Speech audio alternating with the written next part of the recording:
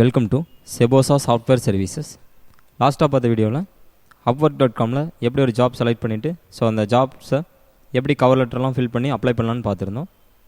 அதில் இன்னும் ஒரு சில விஷயங்கள் இருக்குது. அதாவது எல்லா ஜாப்ஸுக்குமே வெறும் கவர் லெட்டர் மட்டும்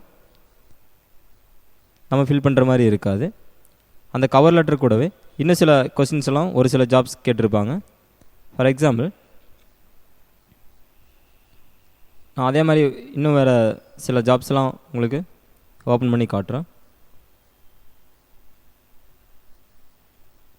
இப்போ பாருங்கள், இந்த web programming and job description, இந்த web programming and job description சம்மந்தமான ஜாப்ஸ்லாம் தெரியுதுங்களா? கவர் லெட்டர் கூடவே கீழே சில அடிஷ்னல் கொஸ்டின்ஸும் கேட்டிருக்காங்க.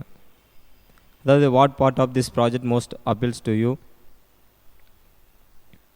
why do you think you are good fit for this particular project.